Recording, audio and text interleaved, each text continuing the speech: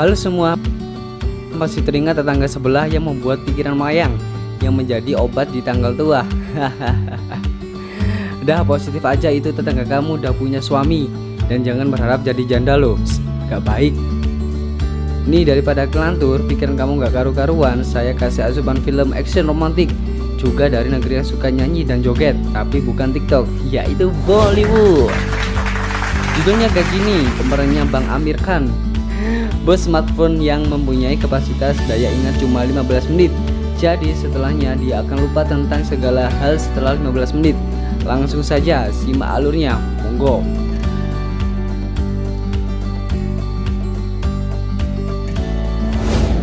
Terlihat mbak-mbak, sebut saja namanya Sunita. Dia adalah mahasiswa kedokteran yang tertarik mempelajari kasus Sanjay, seseorang yang hanya mempunyai kapasitas otak 15 menit saja. Setelah itu dia lupa semua. Karena dia ingin mempelajarinya, sedangkan dia masih dalam penanganan kepolisian, maka dengan diam-diam Sunita mengambil resiko untuk mencari orang ini. Ya, sebut saja dia Sanjay. Dia adalah seorang yang mempunyai daya ingat 15 menit. Setelah itu dia lupa segala hal, dan dia sekarang adalah seorang pembunuh. Ya, membunuh anak buah Gajini untuk membalas dendamkan kematian Kalpana atau kekasihnya. Di pikirannya, dia harus mencari Gajini sampai nama Gajini ditato di tubuhnya, biar dia ingat siapa yang membunuh kekasihnya. Setelah dia membunuh, dia akan memotret korban dan menamai, lalu ditempelkan di tembok. Dan saat pulang ke rumah, dia pasti membawa foto untuk dijadikan peta saat pulang. Di sisi lain, sebut saja Pak Arjun yang sangat antusias mendalami kasus pembunuhan anak buah Gajini. Saat dia sudah menemukan titik terang tentang informasi Sanjay yang dia dapat dari warga sekitar dengan ciri-ciri yang disampaikan Pak Arjun. Di tempat lain, saat Sunita di rumah sakit, dia melihat Sanjay dan meminta waktu untuk mengobrol sebentar dengan Sanjay, dan Sanjay pun mau. Dia tanya, kenapa membawa foto dan selalu menulis kejadian-kejadian yang menurut Sanjay penting. Dan ternyata dia melakukan semua agar dia bisa mengingat kejadian 15 menit setelahnya. Setelah itu, Sanjay pulang dan memperhatikan rentetan kejadian-kejadian hari ini. Tanpa disadari, di dalam rumah sudah ada Pak Arjun, hingga Sanjay dipukul kepalanya hingga pingsan. Dan Pak Arjun mencari-cari bukti. Dia menemukan buku diary harian punya Sanjay dan dia membacanya. Di sini kisahnya dimulai. Dia adalah Sanjay Singhania, pemilik perusahaan ponsel terbesar yang sedang jaya-jayanya saat ini, dan dia harus dipertemukan dengan mbak-mbak yang namanya Kalpana. Dia adalah pemeran akting yang gak penting dari suatu perusahaan pembuat iklan TV swasta.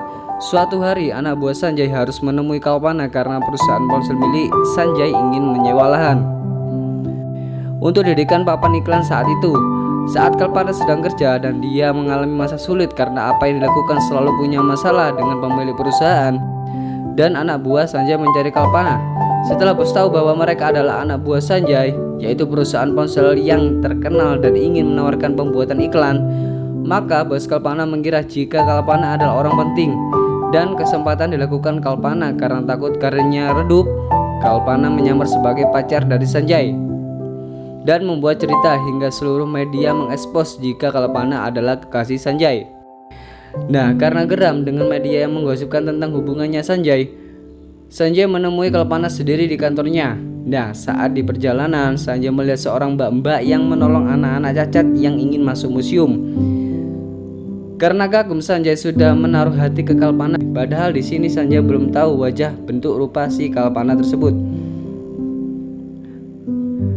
Lanjut, saat tiba di kantor Kalpana, Sanjay kaget karena Kalpana adalah si mbak-mbak yang dilihat di museum. Karena Kalpana sok sibuk menjelaskan jika Sanjay gini dan yang asli mesem wae, dan membiarkan Kalpana bercerita dan Sanjay menyamar sebagai nama Sasin. Lanjut, Kalpana menelpon Sanjay dan mengajak bertemu. Nah kan, namanya bos punya perusahaan ponsel, rela jalan kaki dengan mbak-mbak yang suka ngaku-ngaku. Hingga sifat unik dan baik hati Kalpana keluar dan membuat hati Sanjay semakin melekat. Nah, saat tahun baru, bos Kalpana mengadakan pesta besar-besaran yang akan dihadiri Sanjay, pemilik perusahaan ponsel terbesar saat itu. Kalpana langsung kaget, kenapa enggak? Dia dan Sanjay hanya imajinasi, bahkan Kalpana nggak tahu Pak Sanjay itu gimana. Lah bingung toh, hingga dia menyewarkannya untuk menyamar jadi Sanjay.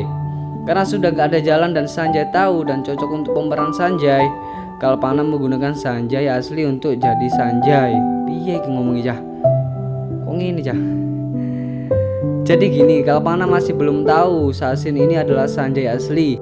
Dan saat pesta, Sanjay datang dengan lengkap pengawal, bahkan banyak para tamu undangan yang menyapa Pak Sanjay. Tapi Kalpana masih kolot banget ya. Mbak karepmu sik ra peka-peka wae. Saat pulang, Sasin dan Kalpana naik bus dan saat itu Sasin atau Sanjay mengatakan cintanya ke Kalpana, tapi dijawab besok. Polisi Arjun membaca diary dan saat Sanjay sadar, ya terjadilah tawuran antara Pak Arjun sama Sanjay. Tahu nggak, jika Sanjay udah gak sadar dan ingatannya hilang, maka sakit pun dia nggak bisa rasakan dan bisa menjadi lebih buas, dan Pak Arjun disekap. Saat ada acara yang dihadiri Gajini, Sanjay datang dan memotret Gajini. Setelah itu di tempat parkir mobil, Sanjay menelpon Gajini dan ternyata anak buahnya yang datang. Ternyata Sanjay salah orang. Setelah fotonya disamakan dengan si korban, ternyata itu bukan Gajini, tapi anak buah Gajini. Setelah itu si Sunita datang ke tempat Sanjay dan masuk. Karena tidak terkunci dan Sunita melihat-lihat semua foto coretan-coretan dan Sunita mengambil satu diary. Ternyata di dalam Sunita menemukan Pak Arjun yang disekap Sanjay. Dan dari belakang ternyata Sanjay tahu dan ingin menghajar Pak Arjun. Lalu Pak Arjun kabur lari karena Sanjay terus mengejar. Dan akhirnya Pak Arjun dead karena tertabrak truk. Karena ada informasi tentang pembunuhan Gajini dan anak buahnya mencari siapa dalang semua ini. Dan Gajini membunuh rekan bisnis yang dicurigai sebagai dalang pembunuhan. Dan lanjut, ternyata Sunita melaporkan kepada Gajini jika dia sedang diincar oleh Sanjay. Karena urusan Sanjay sama Sunita belum kelar, ditambah dia melapor ke Gajini dan teleponnya diangkat Sanjay putar balik ke asrama wanita untuk menemui Sunita. Niatnya untuk membunuh hingga Sanjay dijebak Sunita di lift dan menelpon keamanan. Dan ternyata Sunita mengambil buku diary dan membaca, cerita pun berlanjut. Keesokan harinya, Kalpana menjawab tentang pernyataan cinta Sanjay. Dan Kalpana menjawab iya, tapi dia tidak akan menikah sebelum bisa membeli 3 mobil ambasador. Matre. Setelah itu, Sunita beli mobil bekas ambasador dengan dia menjual seluruh perhiasannya. Ya, meski mobilnya bekas. Setelah itu Sanjay menghadiahkan sebuah apartemen ke Kalpana dengan cara Kalpana dimenangkan saat anak buah Sanjay merekayasa undian berhadiah perusahaan ponsel milik Sanjay. Dan sampai saat ini Kalpana masih belum tahu siapa itu Sanjay. Dan keesokan harinya Sanjay keluar negeri untuk menyelesaikan pekerjaannya dan berpamitan ke Kalpana jika dia pulang kampung karena ibunya sakit. Dan ternyata terakhir Kalpana ingin bertemu dan memberikan uang hasil mobil yang dijual lagi dan diberikan ke Sanjay untuk pengobatan ibunya. Kembali masuk ke cerita sekarang. Sanjay sekarang berada di dalam penjara. Karena terlalu buas, Sanjay dibius dan Sanjay dijemput manajer dan anak buahnya dan dibawa ke rumah. Saat lalai penjagaan, Gajini datang dengan anak buahnya dan menghapus seluruh tato Sanjay dan membakar foto-foto atau catatan-catatan yang ada dalam rumahnya.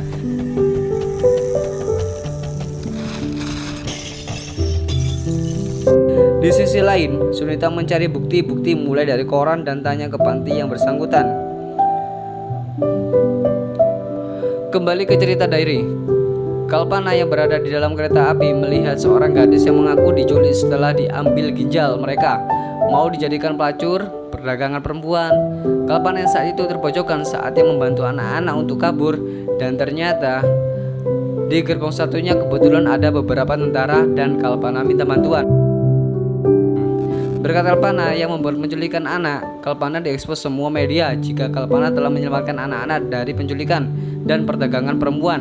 Hingga Gajini mendengar dan mendatangi Kalpana ke rumah sakit dan memperingatkan hingga Kalpana tiba di rumah.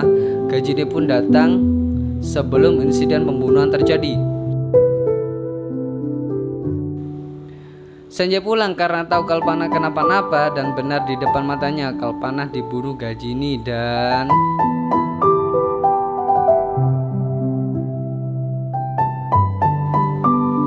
Kembali lagi di kehidupan sekarang. Sanjay yang berada di rumah sakit dan setelah tato foto-foto catatan semua dihapus oleh Ghajini, Sanjay tidak bisa mengingat apapun hingga Sunita datang dan memberitahu dengan membawa koran dan menunjukkan jika di masa lalu Kalpana dibunuh Ghajini.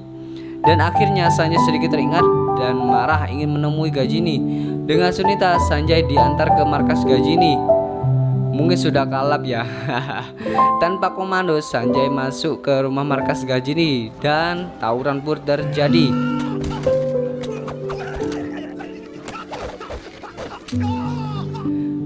Sanjay membantah para anak buah Ghajini tanpa ampun dan diikuti Sunita dari belakang, dan tawuran pun terjadi lagi. Sanjay ingat dan sadar jadi linglung. Dia nggak tahu kenapa dia ada di sini dan membantai semua orang-orang yang ada di sini. Kesempatan ini digunakan oleh Ghajini untuk menghajar Sanjay dan akan melakukan reka adegan ulang pada Sunita karena Sanjay sedikit tak berdaya karena tertusuk linggis dan sedikit ingat akan adegan yang akan dilakukan Ghajini ke Sunita. Seperti Kalpana, Sanjay pun kelap dan tawuran pun semakin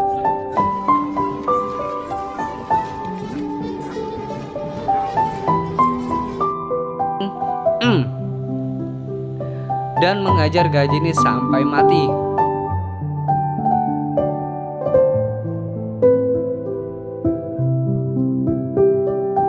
Setelah itu, film pun bubar ya.